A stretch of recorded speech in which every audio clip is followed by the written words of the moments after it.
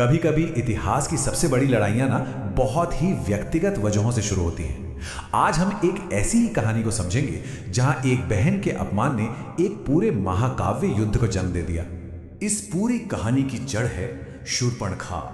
उसके दिल में जल रही ये क्रोध, शर्म और बदले की आग ही वो चिंगारी है जिसने सब कुछ जलाकर राख कर दिया। उसका दर्द इतना गहरा था कि उसने पूरी दुनिया को हिलाकर रख दिया। तो सवाल यह है कि आखिर ये सब शुरू कैसे हुआ।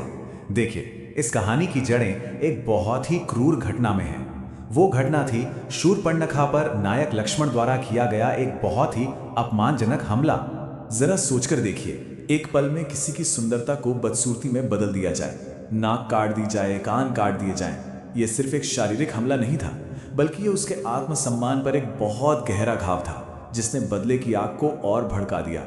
अब जब शूर्पणखा इतनी अपमानित हुई, दर्द में थी, तो वो किसके पास जाती? वो गई उस एक इंसान के पास जो उसकी मदद कर सकता था, उसका शक्तिशाली भाई, लंका का राजा रावण। उसकी आखिरी उम्मीद बस वही था। लेकिन यह एक हैरान करने वाली बात है, जब रावण ने अपनी बहन को इस हाल में देखा तो उसे गुस्सा नहीं आया। उसकी पहली प्रतिक्रिया थी दया की। उसने अपनी बहन का दर्द महसूस किया, उसकी पीड़ा को समझा। यहीं से कहानी एक बहुत ही दिलचस्प मोड़ लेती है। शूर्पणखा बहुत चालाकी से अपने व्यक्तिगत दर्द को एक राष्ट्रीय संकट में बदल देती है। उसने अपने अपमान को रावण के सम्मान पर हुए हमले का रूप दे दिया, और उसका सबसे पहला और सबसे खतरनाक हथियार थे उसके शब्द। उसने राम की पत्नी सीता की सुंदरता का ऐसा जबरदस्त वर्णन किया कि रावण की जिज्ञासा और इच्छा दोनों जाग उठी। यहां सुंदरता एक हथियार बन गई। ये पूरा एक साइकोलॉजिकल गेम था। देखिए, उसने सीता को एक इनाम की तरह पेश किया और यह भी दावा किया कि वो तो सीता को रावण के लिए ही लाना चाहती थी, और फिर उसने सीधे रावण के गौरव पर हमला किया। ये वो चोट थी जो सीधे रावण के अहंकार पर की गई थी। उसने कहा कि एक शक्तिशाली राजा को राम जैसे साधारण इंसान से डरना शोभा नहीं देता, और ये एक ऐसा अपमान था जिसे रावण बर्दाश्त नहीं कर सकता था। सोचिए, रावण के मन में क्या चल रहा होगा। शूर्पणखा के शब्द उसके दिमाग में गूंज रहे थे।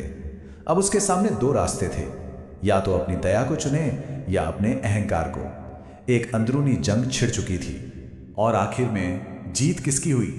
अहंकार की। शूर्पणखा की चाल कामयाब हो गई थी। रावण की जो दया थी वो अब बदले की एक ऐसी बेकाबू आग में बदल चुकी थी जो सब कुछ जला देने वाली थी। गुस्से में इंसान का विवेक काम नहीं करता, और रावण के साथ भी यही हुआ। क्रोध में अंधी होकर उसने एक ऐसी प्रतिज्ञा ली जो दुनिया को बदलने वाली थी।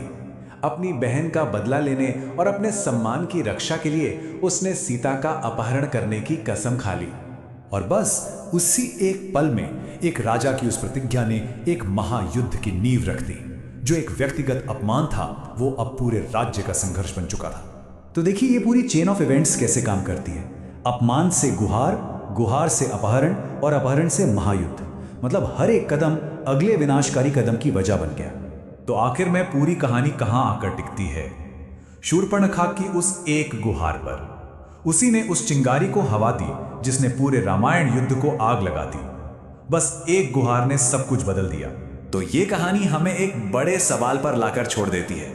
क्या बदला वाकई कभी न्याय दिला सकता है, या ये हमेशा सिर्फ विनाश का एक नया चक्र ही शुरू करता है? इसका जवाब शायद इतिहास के पन्नों में ही कहीं छुपा है।